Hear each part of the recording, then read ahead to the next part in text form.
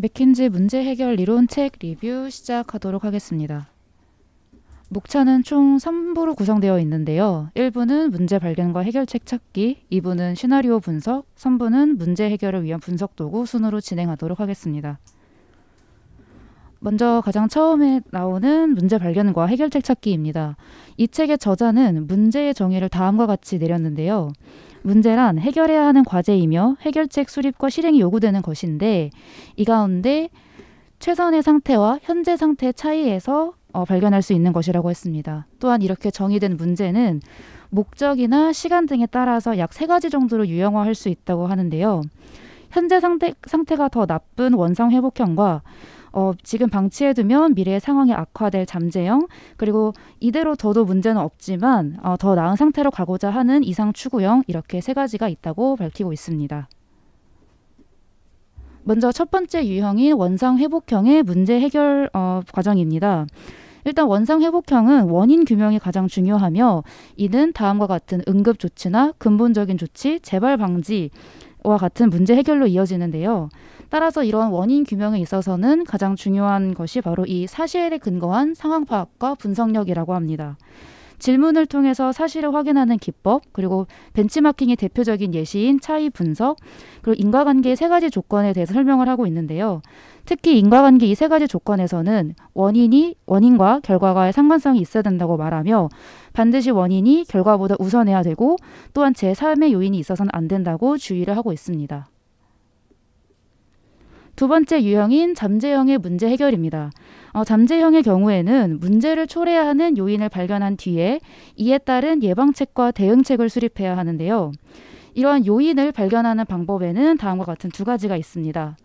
개별의 사실에서 혹은 현상에서 앞으로 나타날 불편함을 찾아낼 수 있는 바텀업 방식이 있고요. 이미 앞으로 나타날 불편함을 예측한 뒤에 개별적인 요인들을 파악하는 탑다운의 방식이 이렇게 2가지가 있습니다.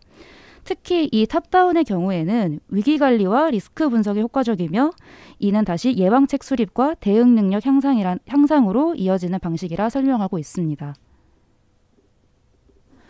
세 번째 유형인 이상 추구의 문제 해결입니다. 이상 추구의 경우에는 현재와 앞으로 나아갈 목표 간의 차이 인식을 바탕으로 적절하고도 적합한 목적 설정이 중요합니다.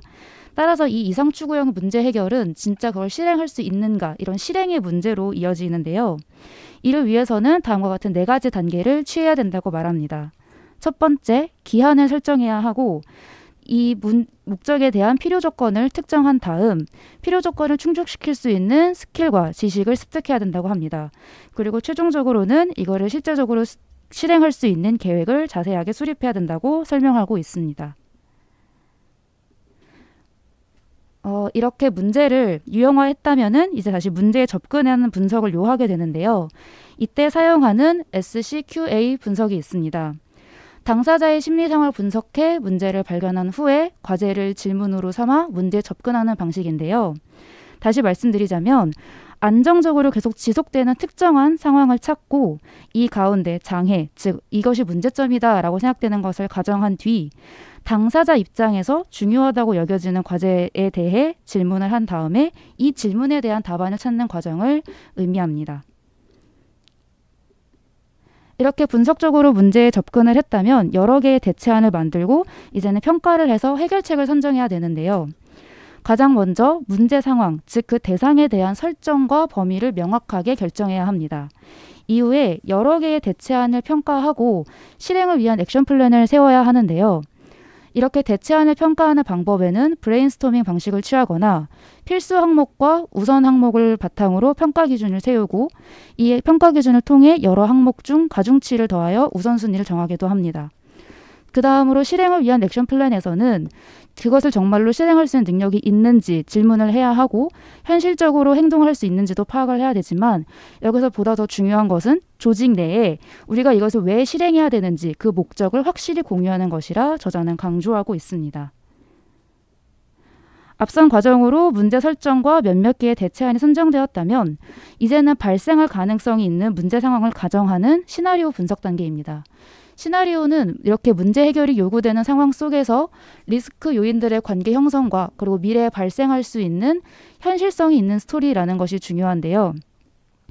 이 시나리오 분석은 항상 가변적, 언제든지 변할 수 있다는 것을 염두에 두어야 하고 처음에는 그것이 다 동일한 중요도의 시나리오였다고 할지라도 앞으로 생기는 변수 작용에 따라서는 중요도가 언제든지 변경될 수 있다는 걸 인지해야 된다고 강조하고 있습니다.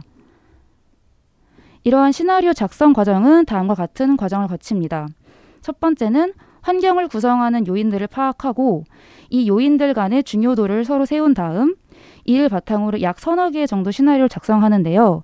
서너 개의 시나리오를 작성할 때에는 내용적으로 상이한 시나리오를 작성하는 것이 효과적이라고 말합니다. 이렇게 시나리오까지 작성되었다면 앞서 살펴본 대체안들과 함께 이제는 해결책을 선택해야 하는 단계에 이르게 되는데요. 첫 번째로는 당연하게도 실행이 불가능하고 그런 허용 범위를 넘어서는 해결책은 우선적으로 제외해야 합니다. 또한 시나리오별로 발생할 수 있는 확률을 고려해서 우선순위를 정할 수 있습니다. 또한 하이 리스크, 하이 리턴, 로우 리스크, 로우 리턴의 개념을 접목해서 이득과 손해를 고려해서 다시 한번 우선순위를 점검하고 선택해야 합니다. 마지막 3부, 문제 해결을 위한 분석 도구인데요. 문제 해결을 위한 툴과 방식에 대해서 주로 설명을 하고 있습니다. 이 3부를 관통하는 키워드는 바로 이 논리적 사고이며 이를 위해서는 구체적인 주장과 근거, 그리고 상대방의 입장에서 항상 나의 주장을 점검해야 된다는 것, 그리고 한 단계 위에서 내 주장이 어떤지 조망할 수 있는 메타 인지 등이 뒷받침되어야 된다고 언급합니다. 또한 이러한 논리적 사고를 위해서는 누락 없이, 중복 없이 대상을 파악하는 이 미스를 또 한 번 강조를 하고 있는데요. 이 책에서는 미스를 총 3가지 종류로 구분을 하고 있습니다. 구조적인 이해를 도울 수 있는 것, 그리고 흐름의 프로세스를 확인할 수 있는 것, 혹은 이 미스를 독립변수 그 자체의 매트릭스로 파악하는 것, 이렇게 3가지로 구분을 하고 있는데요. 이 중 가장 눈에 띄는 것은 가장 마지막에 등장한 이 PPM 매트릭스입니다. 이 PPM 매트릭스는 프로덕트 포트폴리오 매니지먼트의 약자로 사업 최적 조합을 찾는 데 사용되는 방식이라고 합니다. 지금 가져온 이 매트릭스는 실제 보스턴 컨설팅에서 사용했던 PPM의 모델을 갖고 왔습니다. 보시는 것처럼 S축은 지금 자사의 상대적인 시장 점유율을 의미하고 여기 보이시는 Y축은 시장의 성장률인데 시장 점유율이 높지만 성장률이 낮은 이 캐시카우에서 발생한 현금 흐름을 점유율과 성장률이 모두 높은 지금 이 스타 대상에 투자를 하거나 혹은 앞으로 점차 그 점유율을 늘려가야 될 필요가 있는 문제 대상에 투자해야 한다는 이런 직관적인 인사이트를 보여주고 있습니다. 네, 이상 맥킨지 문제 해결 이론 책 리뷰였습니다. 감사합니다.